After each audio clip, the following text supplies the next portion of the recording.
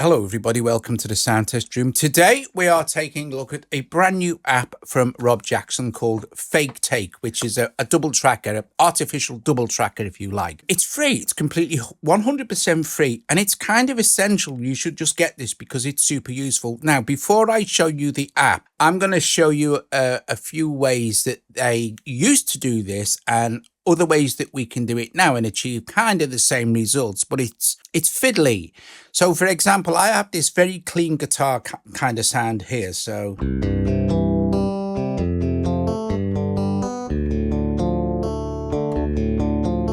the old way was to get the musician, guitarist or whatever, or the singer to sing exactly the same thing, identical to the previous take they'd just done. Now, you still use this technique today, by the way, which is practically impossible. It's almost humanly impossible for us to play exactly the same thing again. And you get this kind of effect. So I've taken off quantize. There is no quantize going on in this little thing I'm going to record. I'm just going to hit record. Don't worry, you'll find this interesting. I'm going to hit record, right? So we'll get a 4-bar count in and I'll try and play that little riff.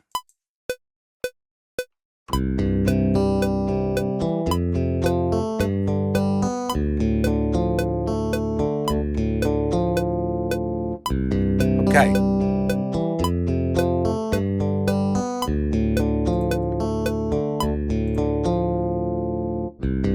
Right, so I'm going to try and play it again exactly the same way that I played it before. So all I'm going to do is I'm going to duplicate the track. I'm going to remove this MIDI, erase, and I am going to mute this one. So I've not got no reference to what I played. So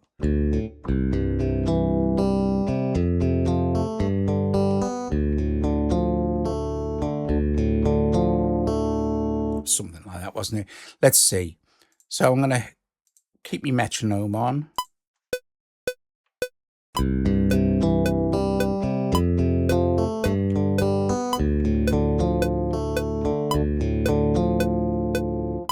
Okay, that looks about right.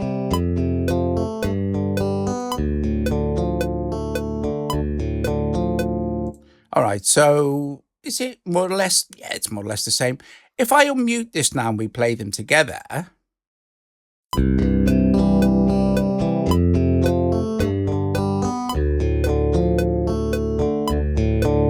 So I'm not bang on the money, which is good, which is what we want, because it's impossible. I could do this a million times and I'd never, ever get it spot on.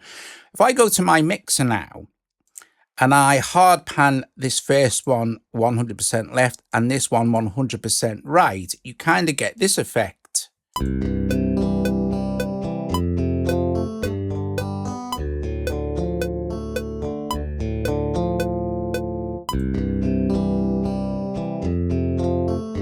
Right, super cool. Now, normally guitars would have been recorded in mono. So what I'm going to do with this is I am going to freeze both of these tracks. So we'll just hit freeze and it will render the audio, and I'll hit freeze on this one as well. So we've got our two different audio tracks. Okay. First of all, I shall move this one down here a little bit, I think. Let me just grab this. Can I? I've got my two audio tracks here now. I'm not going to hear these because they're frozen. Then I'm going to double tap on this and I'm going to hit this little button that says stereo and convert that file into a mono file, and do the same with this one. I'm just going to convert this into a mono file. So if I just select, I'll mute this one and we'll play this one, but I will set number 4 back to center. Here we go.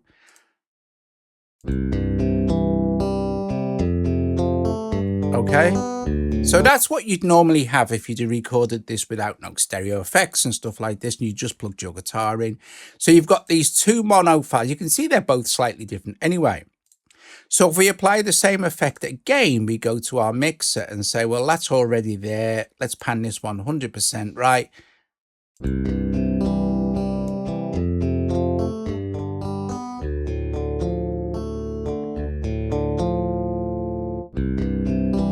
So that was the studio way of doing it. Your engineer or producer will get you to play the same thing and hopefully you would get it right. Let's just delete this one, that MIDI and that MIDI, and I'll just pick one of these. I'll get rid of this one, so I'll delete that. So now I've just got this one mono file left, right? So let's put this back in the center.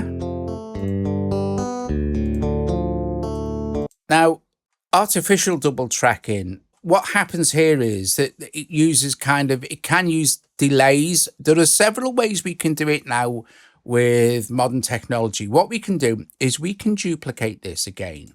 So now we've got identical copies. And what's going to happen, even if we now pan this hard left and hard right, because these are identical, and this is the problem, because these are identical, you're not going to get any stereo separation noticeable, so the effect is gone. What we can do is, on this second one, and this is another technique for doing it, right? On this one here, what we can do is we'll go into our insert effects here. I will search for a delay. I'll search for Comeback Kid by Baby Audio. There we go. It's a delay, but it's really good. So what I'm going to do with this is I'm going to take all the dry off, so there's no dry signal coming through. I'm going to turn it 100% wet. I am going to go to free, so it's 3 milliseconds. I'm turning the feedback down completely because I don't want to use it as an actual echo or a delay. I'm going to take this down to nothing, right? So now, got a bit of gain staging. Let's see.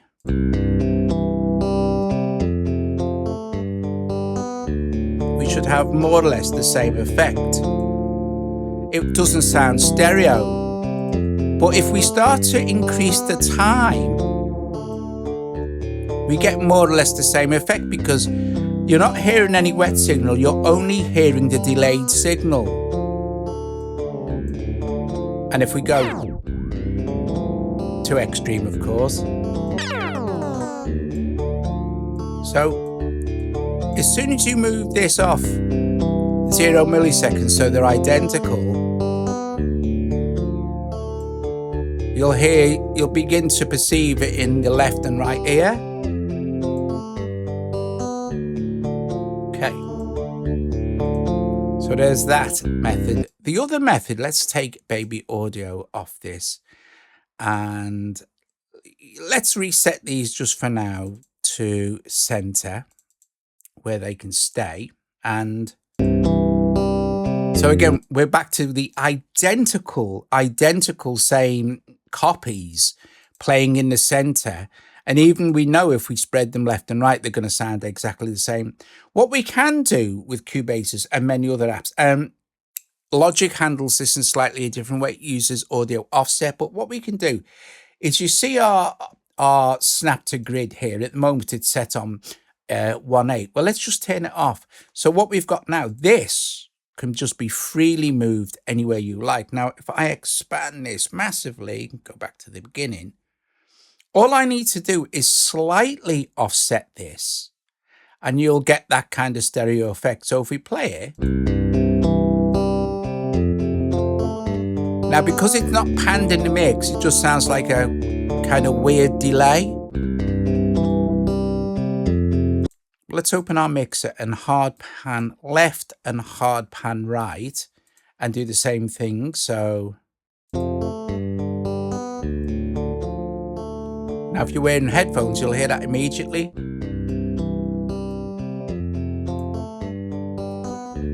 And the further we go, of course, the more extreme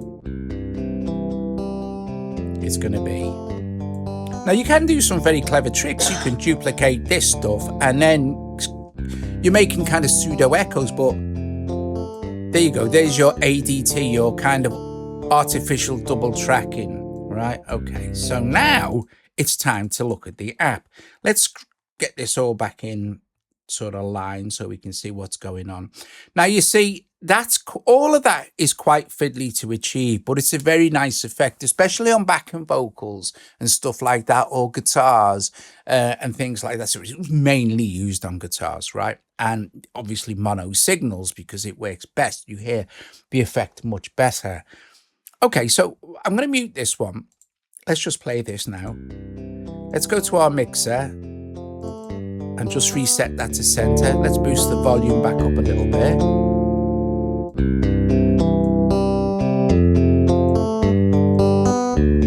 Now let's look at FakeTake. So let's go here. Let's search for audio units. I will search for Rob's app, FakeTake. There it is. And don't forget, this is free. It's completely free. So it's very simple. It's very simple. Look, we'll turn it off. And don't forget now, this is the recentered one. In fact, we can just delete this. Let's get rid of it completely so no one's confused. We've just got this one track, right? So I'll turn FakeTake on, and immediately you have the like ADT, the artificial double tracking effect, without all that other fanning around, you know. You can play with the drift, which gives it even a more human feel, because don't forget, we're working with the same file here. With the human take, where you get your guitarist or whatever to try and play as close as possible to the original version. That's difficult for musicians to do, but it's impossible to do it accurately.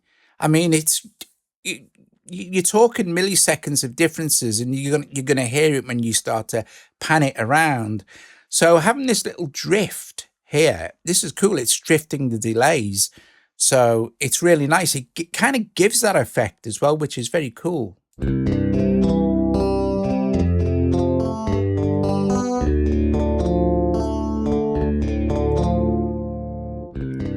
So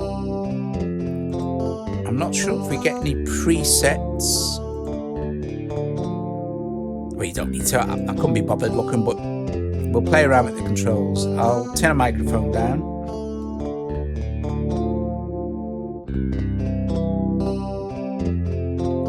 So now it starts to sound a bit chorusy with less stereo spread.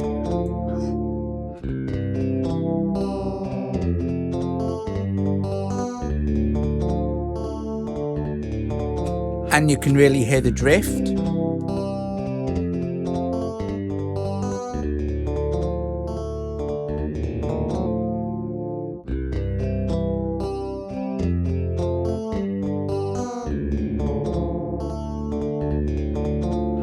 That sounds too artificial.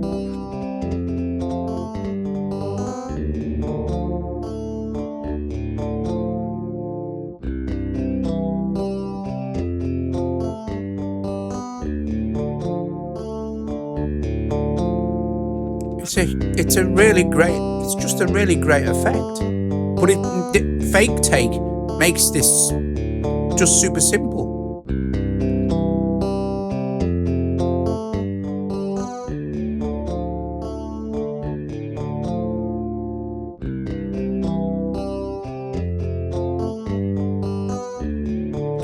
Anyway, there you go. I'll put a link in for FakeTake. It's completely free, so you might as well go and get it anyway and start using it, because it's a really interesting effect.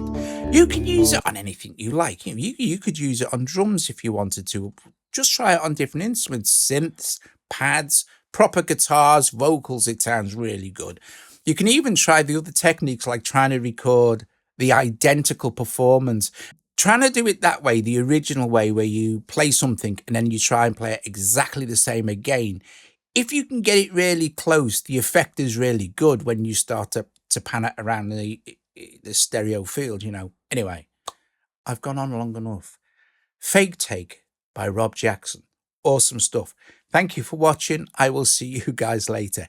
Ta-ta. Very nice.